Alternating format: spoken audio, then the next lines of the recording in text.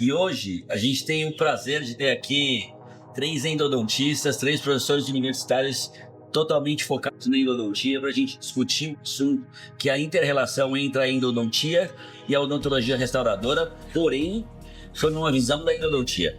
A gente sempre tem essa discussão, né, quando a gente está nos congressos, por exemplo, onde existe uma necessidade da gente conhecer o outro lado. Né? A gente faz a endodontia, depois esse dente tem que ser restaurado e a gente sabe que uma área pode interferir na outra, né? E a interação das áreas pode ou ajudar ou prejudicar a outra. Né? A gente teve um episódio bacana no último Bridges, onde a gente conversou 2 vídeos para trás, onde eu e o Rodrigo dividimos o palco dizendo o que nós, endodontias, podemos ajudar a odontologia restauradora e o que nós podemos atrapalhar, e também com que eles podem ajudar a gente, né? Exato. Então acho que o dia de hoje, esse bate-papo aqui com vocês, é pra gente esmiuçar um pouco isso daqui. Bom, queria agradecer a presença de vocês, que o Renato Miottopalo, conversando com vocês, endodontista. Queria parabenizar e agradecer a presença do Rodrigo Ivan, professor da USP de São Paulo, o senhor Murilo Alcari, professor da USP de São Paulo, o Bruninho Cruzeta, professor de todas as universidades do Brasil, na verdade, girando por aí, na verdade. E, cara, prazer, Rodrigo. Prazer é meu, Renato. Obrigado pela oportunidade de estar aqui. Parceria com o Bruno, parceria com o Murilo, uma grande satisfação de falar sobre endodontia de alto desempenho, que a gente pode ajudar a odontologia restauradora e o que a odontologia restauradora pode nos ajudar para que a gente consiga melhorar o final de tudo isso aqui, que é o paciente. Devolver saúde do paciente, que está de acordo com o propósito da Ultradent, né? Que é devolver saúde e promover saúde nos 4 cantos do mundo. Então, prazerzaço estar aqui com você. E Murilo, e você veio para ajudar a gente a criar uma confusão nesse tema ou ajudar a gente a criar soluções para esse tema? Bom, Renato, como o Vivan falou, para mim é um prazer estar aqui compartilhando esse momento com vocês, tentar passar um pouco da nossa experiência relacionada a esse assunto. E só para reforçar um pouco mais o tópico que você falou, eu acho que isso aqui é uma oportunidade excelente para nós discutirmos e levarmos ciência para que o público compreenda que as áreas não são separadas, elas estão todas interconectadas, como você falou. A dentística precisa da endo, a endo precisa da dentística, nós precisamos da periodontia e assim de todas as áreas. Então acho que vai ser um bate-papo muito legal, onde nós vamos poder discutir endodontia e o que nós realmente podemos ajudar a área restauradora. Isso é bom, né? Porque quanto mais a gente foca e a gente se especializa num único assunto, mais a gente fica ignorante dos outros assuntos. Exatamente, com certeza. E isso é muito importante, a gente conseguir criar uma forma de orientação para todo mundo que está nos assistindo aqui, que realmente eles consigam aplicar e que isso seja útil, né, no dia a dia deles. E Bruninho, o que você tem visto por aí? Você que roda tanto? Bom, também quero agradecer, feliz demais de estar aqui com vocês, Murilo, Digão, Renatinho. E é tão importante só reiterar o que o Murilo falou, porque por muito tempo as especialidades ficaram muito separadas, né, Renato? E essa interação agora dentística e endodontia é algo que tem que ser feita, tem que ser estudada, aproximar mais mesmo. E eu tenho visto, Renato, cada vez mais preocupação, né? Tanto de um lado quanto de outro, só que ao mesmo tempo que tem essa preocupação, tem o outro extremo que é a despreocupação, né? As pessoas deixando de lado, né? Por exemplo, a dentística sendo muito bem feita e a endodontia sendo deixada para trás. A endodontia sendo feita só endodontia e não pensar de como é devolver esse dente para o paciente ou para o teu fazer contra-referenciar para o teu indicador. Então é extremamente importante esse papo, sabe, Renato? Pra gente poder aproximar mais, né? E eu acho que a endodontia, a dentística, ela se interrelaciona em 2 assuntos, as 2 colunas principais. Uma em relação à sensibilidade, né? Como esse dente dói, é totalmente relacionado à endodontia. Se não tem polpa, não dói, né? Exato. E a outra são as ações técnicas e os produtos que são usados nas determinadas áreas que podem interrelacionar, interferir e muitas vezes ajudando ou atrapalhando, né? Vamos começar levantando o tópico. Eu vejo que da sensibilidade, né? A gente sempre viveu uma situação onde o pessoal da restauradora envia pra gente e fala assim, precisa fazer o canal? Né? Como a gente consegue passar uma orientação para que eles consigam entender que determinados dentes precisam fazer a endodontia antes de uma restauração ou uma reabilitação mais extensa e determinados dentes não precisam, merecem uma chance de serem restaurados sem necessidade de tratamento endodôntico. Como que você vê isso, Bruno? Eu acho que a gente tem que começar a reeducar a questão diagnóstica. A gente conversa muito sobre isso, a gente se encontra direto em congresso e tudo mais, é sempre papo de boteco, isso mesmo, que o dentista tem que ser reeducado, de modo geral, o dentista, não especialista em dentística, em endo e tal, o dentista, ser reeducado, Renatinho, na questão diagnóstica. Tem muita coisa sendo deixada de lado e eu vejo muito dentista passando, Bruno, tem dor, passa pro endo. Mas calma aí, como que é essa dor? Às vezes é um ajuste oclusal, foi feito radiografia, mas foi feito teste de sensibilidade, teste de vitalidade. A gente sabe que o teste de vitalidade é um dos testes mais subjetivos que existem. Totalmente passível a erro de diagnóstico. Então eu acho, Renato, que o que falta mesmo é a gente reeducar o dentista a saber fazer diagnóstico. A gente está aí numa era hoje da tomografia. Já foi difícil pedir tomografia.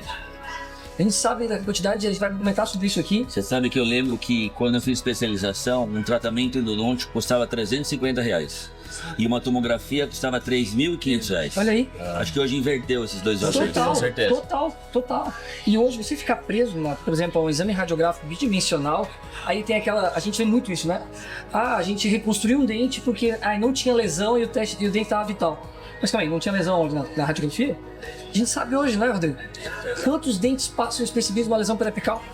Nós precisamos começar a orientar os nossos indicadores sobre a possibilidade da presença da lesão periapical, mas não estar presente na radiografia. Como você que está assistindo a gente, que é reabilitador, como você está planejando sua reabilitação oral? Se é radiograficamente ou tomograficamente? Perfeito. Rodrigo, e também... muitas vezes fica escondida essa lesão.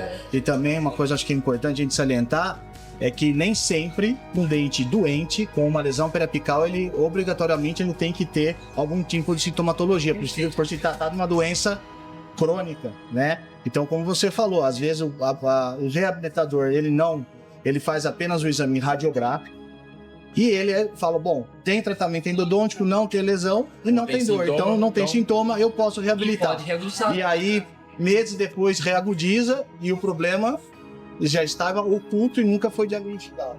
Do ponto de vista restaurador, a gente vê que muitos dentes ficam sensíveis após uma restauração. Sim. Dentes vitais, né? A gente aprendeu também no passado que essa sensibilidade passa. Né? Quantos da gente não fez o dente, fez uma restauração, o paciente ficou sensível e fala, espera um pouquinho. 48 horas. Fica sensível. Né? O que será que é essa sensibilidade? Isso que eu iria discutir com vocês. E o que é o tratamento expectante? É colocar um material para esperar, para ver se vai doer? Porque a gente vê que hoje em dia não faz sentido nenhum, né? O que você vê sobre isso, Rodrigo?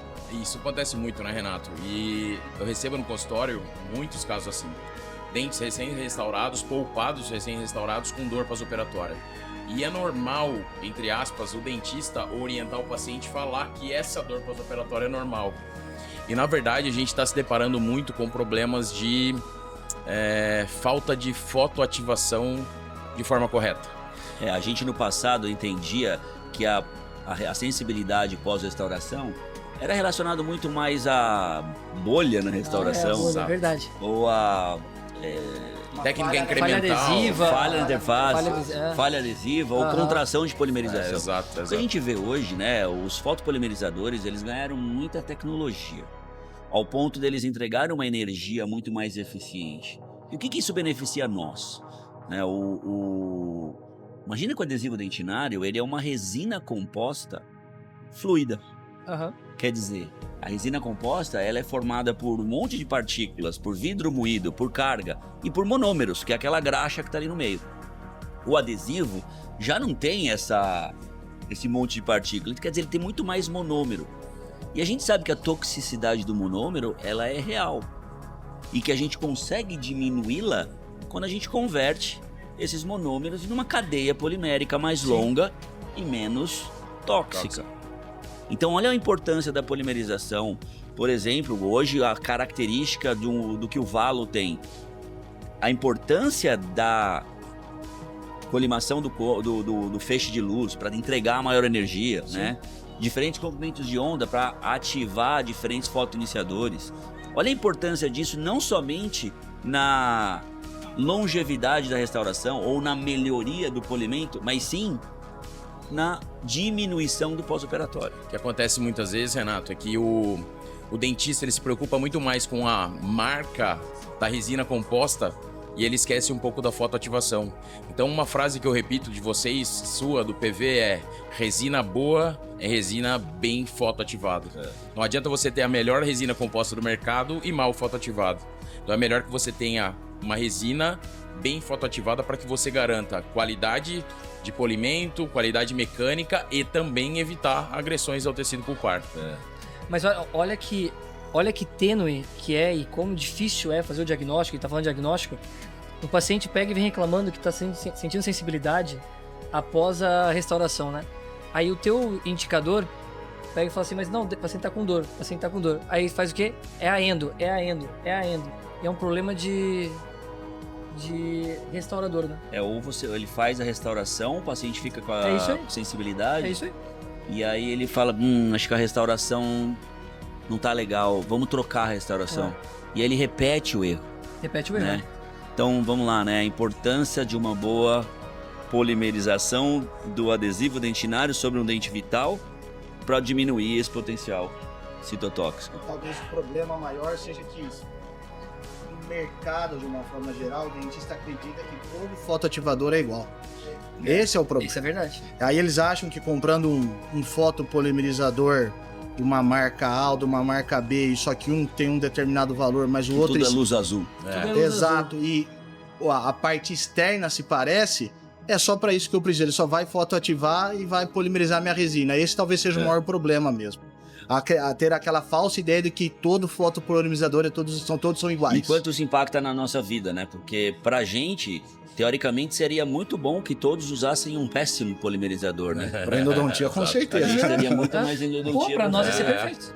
Eu lembro que eu tive em contato com um professor num outro evento, e ele falou assim, poxa, vocês não vão perder a profissão de vocês? Ele falando pra mim. Falei, como assim, cara? Falei, a prevenção tá ganhando tanta força que ninguém tem mais cárie. Falei, mas você acha que a gente faz endodontia só quando tem cárie? Aí, ó. Né? Pelo contrário, hoje a gente faz muito mais endodontia por estímulos químicos, estímulos traumáticos, erros de ajustes ou oclusal ou desoclusões, né? Ou até de planejamento de reabilitação. Você sabe que eu tenho um caso para dividir com vocês nesse tema de erro de diagnóstico. Uma paciente chegou no consultório com uma médica, reumatologista. Chegou com um pulpite no lateral, doendo, espontânea. Fiz todos os testes, ela dava pulpite reversível no lateral, IGE. Eu abri, e ela me amou. Aí, 3 meses depois, ela me ligou e falou, pô, aquele dente lá tá incomodando. Eu falei, qual? Aquele que você tratou. É mesmo? Como? Com calor e frio. Falei, deve ser outro dente, né? Porque mesmo que eu tenha maltratado, não vai doer com calor e frio. Aí ela veio pro consultório, eu fiz todos os testes, ela tava com uma pulpite irreversível no canino, vizinho. E eu abri. E ela me amou de novo. 3 meses depois ela me ligou. Falei, pá, eu não fui capaz de diagnosticar que ela tava com uma interferência naquela área, naquele quadrante, naquela região. E talvez se eu fosse capaz de diagnosticar da forma correta, eu teria evitado 2 endodontias dela. Olha aí. Dentes rígidos. Então, o diagnóstico, né? Então, acho que assim, não somente o diagnóstico das polimerizações, dos materiais, a gente precisa entender os materiais hoje, porque eles impactam diretamente na nossa endodontia, mas também da chave, da engrenagem que é a oclusão como um todo, né?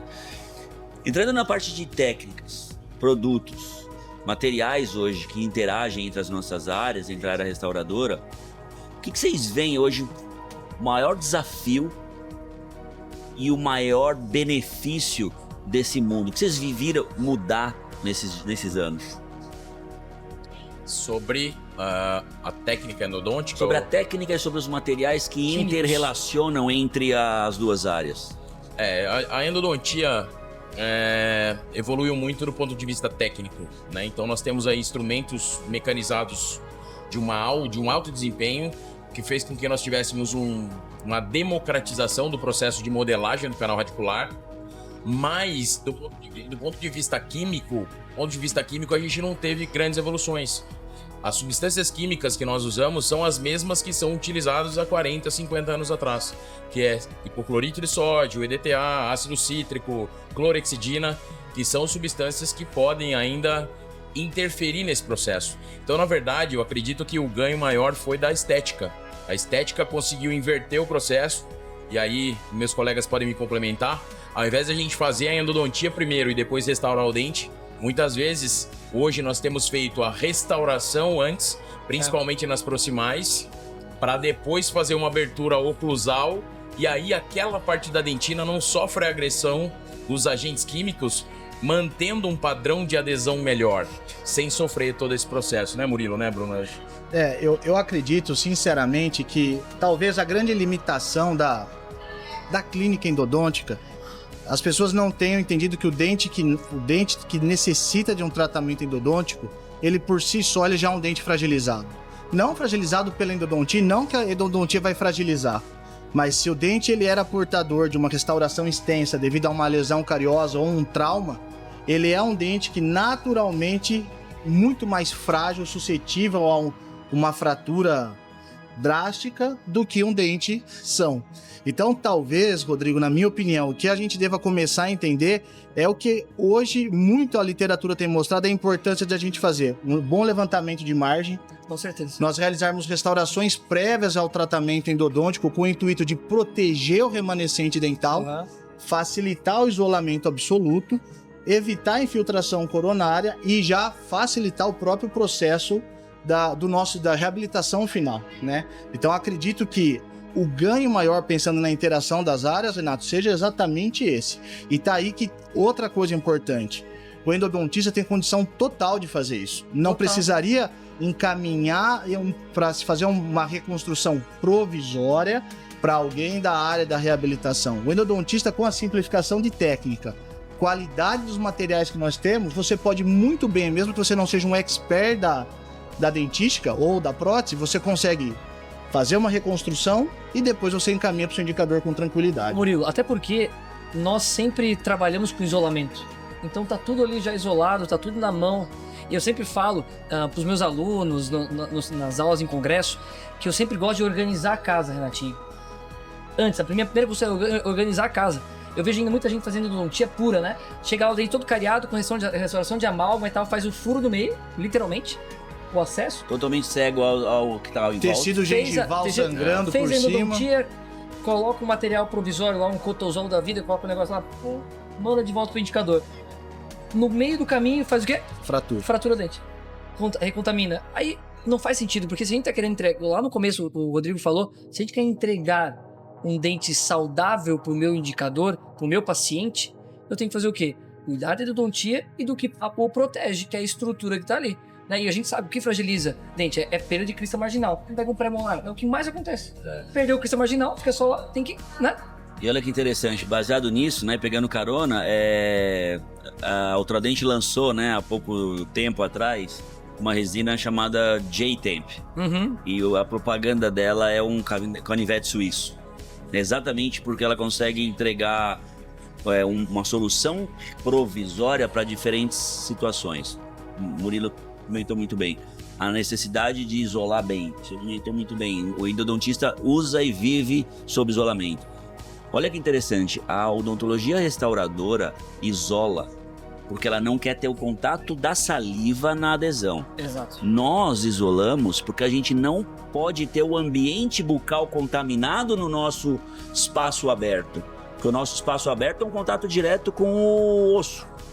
Então, a necessidade de isolamento para a gente é muito importante.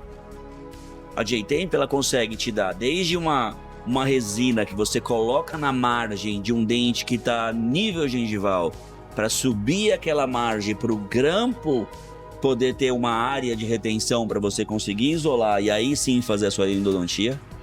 E ao mesmo tempo ela funciona como uma restauração provisória pra gente não perder esse dente. Quantos pacientes de vocês voltaram com o dente fraturado porque o material restaurador cedeu?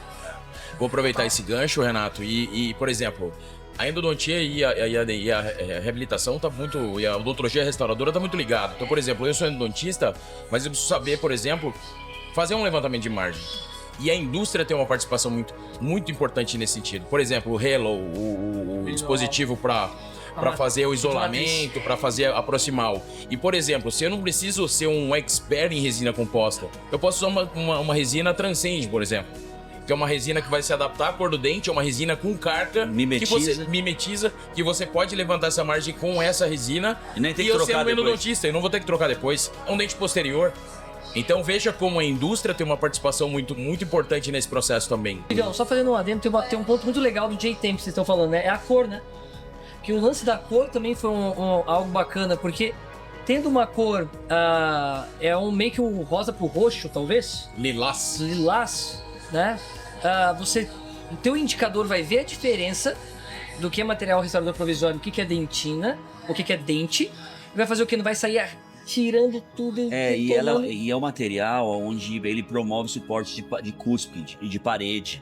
É um material que tem rigidez. E ao mesmo tempo, ele destaca. Você não precisa desgastar até. Mais, né? Então acho que a grande vantagem para nós tá nisso daí. Fácil de colocar, fácil de remover e suporta. Não a saúde. precisa de ataque ácido, Não adesivo. precisa. Isso aí facilita muito, né? Exatamente. Para fechar, gente, o que vocês veem da qualidade dos nossos irrigantes? E como eles podem interferir no processo restaurador? Olha, eu sou suspeito de falar, Renato. Eu falo sobre irrigação há 12 anos que eu tô lá na USP. E o hipoclorito de sódio é a substância mais instável que nós temos na natureza. Então é extremamente importante que o clínico tenha consciência que há necessidade de 2 pontos. Com as substâncias químicas que nós temos no mercado nacional, de uma renovação frequente do produto, do frasco, ou a chegada de uma substância química que tenha uma estabilidade adequada para que a gente possa usar durante um maior período de tempo. E isso faz toda a diferença na dissolução de matéria orgânica e na atividade antimicrobiana de dentro do canal. Como o processo de modelagem foi democratizado pelo níquel titânio, o que vai ditar o sucesso e o fracasso vai ser o quanto você vai irrigar e o quanto você vai ativar a substância química dentro do canal. Então é de fundamental importância. Ô Rodrigo, deixa eu te fazer uma pergunta, aproveitando o gancho. E a tua opinião, já que nós precisamos dessas substâncias, entrando numa polêmica, a gente vê indicação de você muitas vezes, olha, eu vou pegar um hipoclorito de sódio do mercado, água sanitária, que é a mesma coisa. É a mesma concentração. A mesma concentração. Esse hipoclorito do mercado, realmente ele é a mesma concentração, diferente de um hipoclorito já manipulado, essa instabilidade ou estabilidade é a mesma? Não, ele é totalmente diferente, ele possui grânulos, ele possui metais pesados. Ele não deve ser utilizado dentro dos canais radiculares.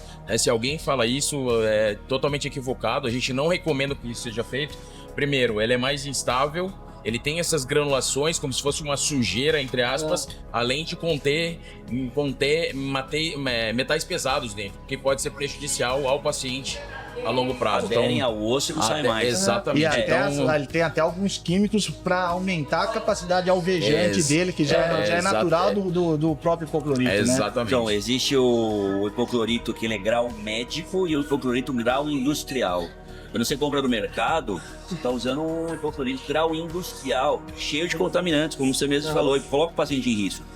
Né? Eu vejo, por exemplo, um grande crescimento de escolas, tem tantas assim, aderindo à clorexidina em vez do hipoclorito, e tudo começou lá atrás com o receio dos travasamentos do hipoclorito. É verdade. Não é porque a clorexidina se mostrou superior.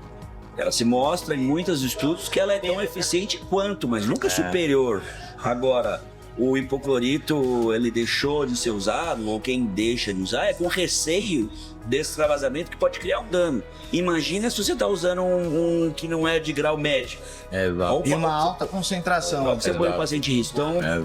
Então, assim, é importante usar soluções irrigadoras desenhadas para o uso odontológico. Até porque qualquer solução depois, né, além do ápice, vai ser danoso, né? Então Exato. a solução foi feita para trabalhar Exato. dentro do canal. Na verdade, é a consistência, né? A clorexidina também, ela também é agressiva se ela passar pelo fora. Exatamente. Ela vai, o Murilo tem um caso que aconteceu isso, Aconteceu comigo. Né? Clinicamente, meu Murilo, paciente, o paciente dele. eu tinha um canino inferior que tinha uma reabsorção externa comunicante, irrigando com todo o cuidado do mundo uma clorexidina de baixa concentração. E eu, infelizmente, no momento da irrigação final, eu extravasei pela perfuração. O paciente teve uma parestesia transitória e teve uma pequena necrose tecidual, que era a clorexidina 0,12. Então, não importa a concentração, destruiu algum dano inteiro. Agora, claro, Renato, aproveitando, por que o hipoclorito acaba tendo maior dano? Justamente, independente se ele é industrial, médico ou de qualidade desenhada para isso, é que a capacidade de dissolução tecidual dele é muito grande. Consequentemente, o dano acaba sendo maior. Ele dissolve matéria orgânica e o paciente é feito de matéria orgânica. Dissolve o paciente. É a função, né?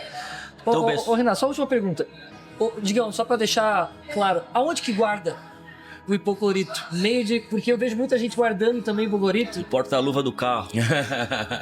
No Pois armário é. a 50 graus Por do seu store. Por se tratar de uma substância muito instável quimicamente, ele já é vendido em vidro âmbar, justamente para evitar a chegada de luz, para que ele não ocorra a transformação ou a perda de cloro ativo. Mas, ao mesmo tempo que é recomendado por alguns profissionais, alguns livros, que você o conserve em geladeira para que você tenha uma maior estabilidade, na verdade a estabilidade está relacionada ao pH dessa substância, você tem um prejuízo quando você usa o hipoclorito gelado dentro do canal. Porque, na verdade, nós precisamos ter um hipoclorito quente para que você possa melhorar a capacidade de solução. Pra Por isso potencializar que a nossa mãe ensinou a tirar a gordura da Com água panela quente. com água quente, É verdade. detergente. E a reação de saponificação, a água quente facilita esse processo. Então, se você está usando hipoclorito gelado, você está dificultando o processo de dissolução. Temperatura ambiente. Na verdade, a gente precisa, de uma substância estável, de um produto que seja desenhado para endodontia, com estabilidade para endodontia. Então vamos lá, pessoal. Só para fechar aqui, para quem está nos assistindo, olha a importância da gente fazer a interação entre a endodontia e a odontologia restauradora e como os materiais e produtos podem interferir nas técnicas. Na parte de diagnóstico, procurem uma boa fotopolimerização, uma vez que a fotopolimerização ajuda a converter o maior número de monômeros em cadeias poliméricas, tornando-as menos tóxicas. E na parte técnica dos irrigantes endodônticos que podem interferir na sua restauração, usar hipoclorito de sódio ou clorexidina que tenham estabilidade aumentada ou materiais que são confiáveis de uso médico e odontológico e não de uso industrial, para que a gente consiga realmente não ter uma interferência. Além de ter margens bem seladas, dentes bem restaurados. E existem materiais hoje destinados para isso, com estabilidade que promove uma resistência maior nos dentes, que o paciente não volte, por exemplo, com fratura depois de uma recontaminação dos canais radiculares. Pessoal, muito obrigado por estar aqui no nosso Bridge Talk. Bruno, prazer estar com você aqui. Obrigado, velho. Vamos ter que fazer mais vezes isso. Poxa, tinha que fazer mais vezes Meu mesmo, sonho é ter o seu topete. Murilo, Hoje tem obrigado. tecnologia pra isso. Prazer você vir aqui, sair da universidade, dos seus afazeres aí, tudo que você cria pela endodontia. Obrigado, eu que agradeço. Rodrigo, Prazer. sou seu fã. Valeu, bro. Por tudo que a gente faz junto. Tamo junto. E a odontologia agradece a nossa conversa. Abraço Valeu, a todos. abraço, Valeu, galera. gente. Valeu. Obrigado. Obrigado.